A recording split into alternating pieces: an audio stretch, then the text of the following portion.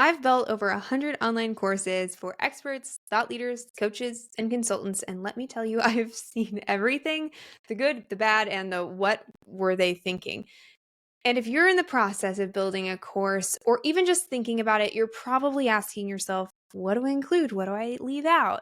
How do I make sure people actually complete my course? And most importantly, how do I get this thing to sell?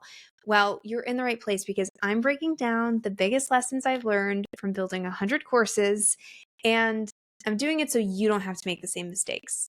And if you stick around with me until the end, I'll share the number one thing that makes a course business truly sustainable. Most people miss this, and it's the reason most courses fail after launch. Let's get it.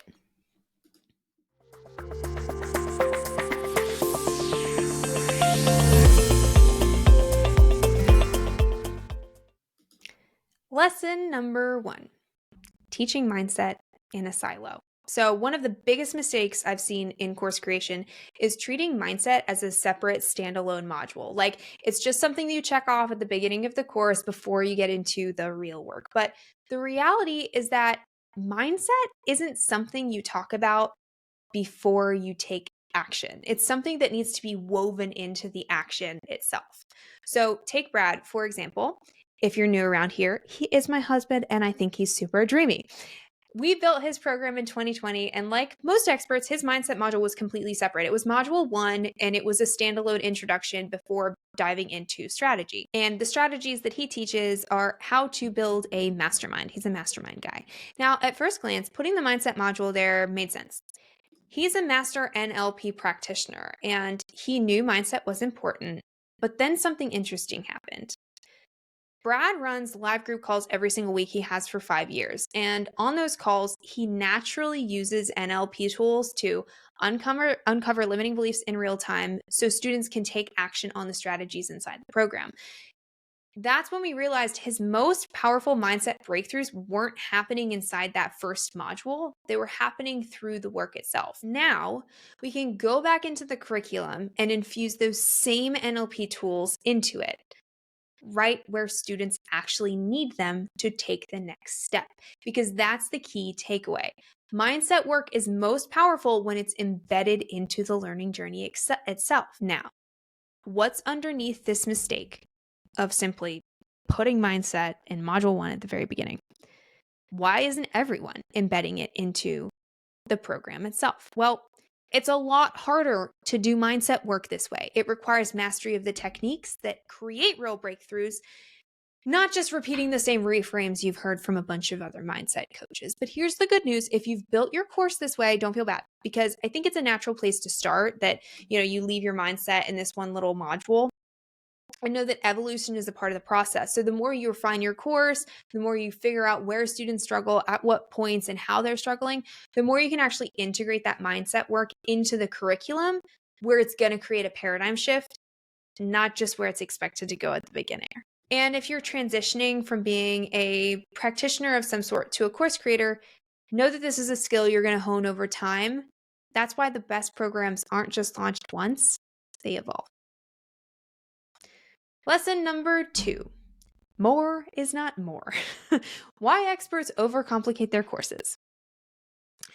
One of the hardest truths to accept is that your students don't want mastery of the thing that you teach. They just want the result. This week, I was on a call with Dr. Joel Ingersoll. He's an incredible expert who's just about to start working with us. And on that call, we had to have this hard conversation. He told me, I just want to include everything my students need so they can truly master this topic. And I had to tell him, but they don't want that. When you have mastery over a topic, it's easy to assume that your students are going to want to go as deep as you have. But in most cases, they just want a clear, simple path to their transformation, not more information. Now, what's underneath this mistake of trying to overload your course with too much content? Well, underneath this desire to give them everything is something deeper. It's self-doubt. I see it all the time with brilliant, accomplished experts, even those who have like multiple credentials and decades of experience. They know they're an expert logically, but when they sit down to package their knowledge into a course, they suddenly start second guessing. Like, is this valuable enough? Should I add more? Will they really get the results with just this? And here's what I always tell them. The fact that you're even worried about this means you're already enough.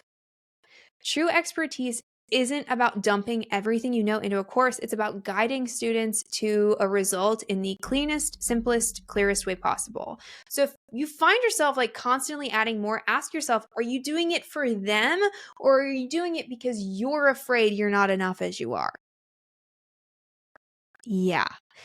Many experts over-deliver because deep down, they don't feel good enough as they are. They overcompensate by adding more. But the truth is, the fact that you're even questioning what to include means you're already an expert. True expertise isn't about dumping everything you know into a course. It's about guiding students to a result in the way that's the simplest, cleanest, clearest way possible. Lesson number 3. Why delaying decisions is the worst thing you can do. I once worked with a client, we're going to call her Jane Smith, okay, who delayed every single decision in the course creation process. She changed the framework multiple times. She second guessed every picture on her slides. She re-recorded her audio and video because she didn't like how her voice sounded. She nitpicked every single word in the course portal. She even tried to change the title after we'd already finalized everything. Now, as a service provider, clearly it can be frustrating, but I also have a ton of empathy for it because I know what's happening underneath, like what's really happening, which is perfectionism. See, when someone delays decisions, it's not because they're lazy or disorganized usually. It's because they don't know which way to go. Because they're searching for the perfect answer. But here's the truth, there is no perfect course. There's only a course that gets finished and helps people. And I get it. Like I've struggled with perfectionism too. But the courageous choice isn't to obsess over every detail. It's to recognize that your course is already perfect for where it is right now. People will often say done is better than perfect, but I like to take it a step further. What if your course is already perfect, exactly as it is today? The evolved version of you 3 years from now is going to look back at this moment and be so glad that you made decisions quickly, put the product out there, and then let it evolve. Because that's what your students actually want. Your students don't want you to delay. They don't want you to make it perfect because if you try to make it perfect, it's never going to reach them. So the question is, can you have the courage to see the perfection in your course now, even in its imperfection? Because that's what moves it forward. Lesson number 4. The ascension model is key to sustainable course success. Okay. Now, a lot of course creators think, if I just get my funnel right, I'll have a thriving business. But if you're only one funnel away from success, you're also only one funnel away from losing it all. The key to long-term success in online education isn't just a great marketing strategy. It's a great client experience that naturally leads students into their next step. Take Biddy Tarot, for example, the global leader in tarot education. They didn't get there with just one course. They built a business that's centered on client success, multiple courses that naturally students from one step to the next. They don't just have a course, they have an entire learning journey. And their students just don't take one program, they take multiple. And because they do such an amazing job delivering results, their business thrives on retention and referrals. Most course creators focus only on acquiring new students, but look at any other successful business. Your local restaurant doesn't rely on first-time customers. It builds repeat customers. Your dry cleaner doesn't clean one suit. They serve you again and again. Your dog trainer doesn't just give you one session. They create progressive training programs. And course suites need to work the same way. It's not just about one marketing channel leading to one sale. Sustainability comes from designing your offers so that students naturally want to continue learning with you. And here's the fascinating part about working with Biddy Tarot. Their team operates differently than most online businesses I've worked with. In fact, I think their team might be in a category of one because they don't panic when something goes wrong. They don't stress over short-term fluctuations. And why is that? Because they're not worried about a single funnel breaking.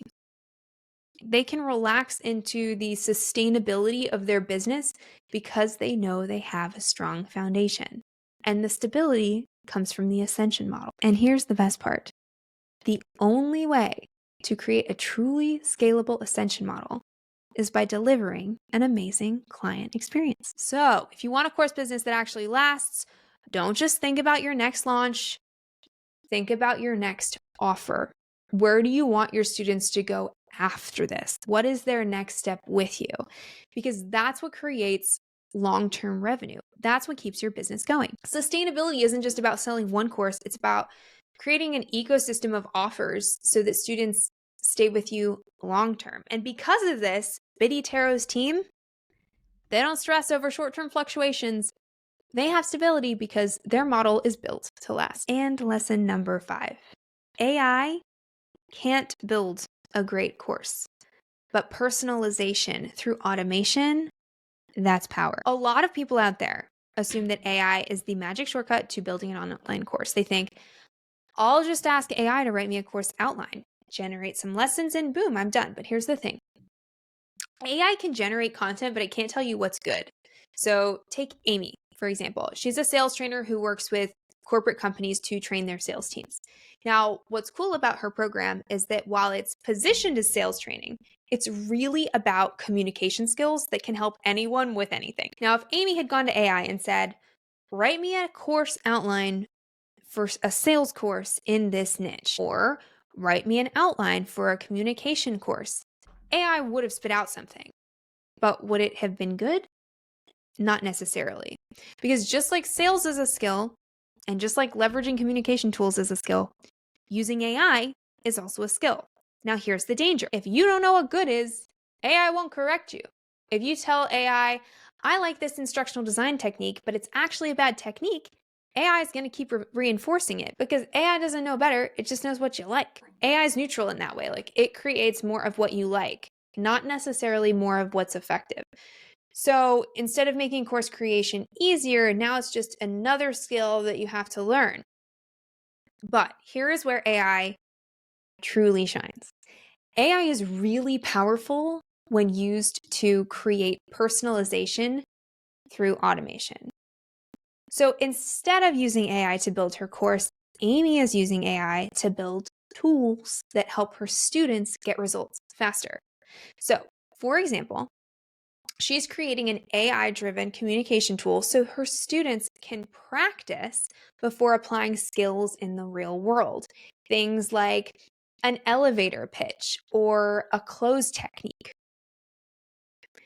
Her students can fail really fast in a safe space using AI that's trained specifically on her methodology and her methodology alone. It's a real opportunity with AI in education. And it's not about replacing human insight. It's about enhancing student success. So if you're thinking about AI, don't ask, can AI build my course? Instead, start asking, how can I use AI tools to help my students implement faster, practice more, and get better results? Because that's how you create real impact.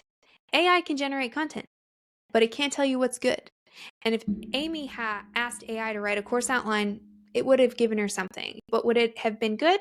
Not necessarily, because using AI is a skill. And lesson number 6, the energy you bring to course creation shapes the result. Now, I've worked with over 100 course creators, right? But before I worked with Alexandra Ninfo, I was introduced to her as a student. So I've taken multiple of her courses and programs, and let me tell you, girl has got a gift. She can explain spiritual concepts in a way that her students, her audience, myself included, like, we just get it. But here's the interesting part. Like, if you log into her course and you've taken other programs, like you've done online courses, it doesn't really look like what you'd expect from like a polished online course. Like, there's no fancy video production. There's a ton of audio training. Her videos are longer than other things I've seen in other programs. Half the time she doesn't even use a podcast mic, right? Like, she's just speaking to her computer, and she includes live Q&A from her team at the end of each module. And that's a concept I've never seen before. Now, some of these things I wouldn't necessarily recommend off the jump, but here's the thing. It works. And it works because of the energy she brings to her teaching.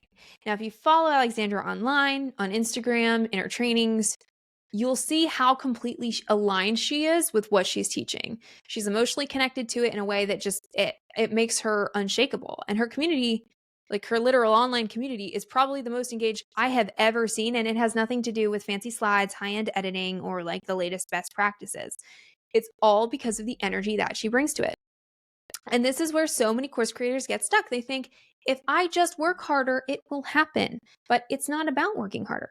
It's about working in alignment. And it's not about following a rigid formula. It's about bringing your own unique energy, your confidence, and your conviction into what you create. Because that's what students connect with. That's what keeps them engaged. That's what makes a course truly transformational, is when you can transfer that energy of belief. So, if you ever feel like something is missing in your course, don't just look at the structure. Look at the energy you're bringing to it, because that is what makes the real difference. Now, I know building a course can feel like a lot because I've done it over 100 times. You're taking everything you've learned, everything you care about, and trying to turn it into something that truly helps people, and it's not easy, but I want you to know you're already further along than you think.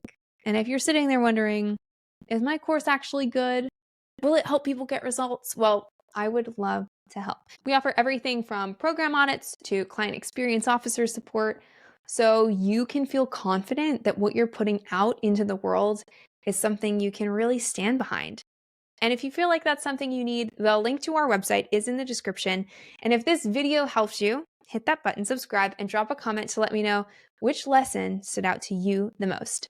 I would love to hear from you. See you in the next one.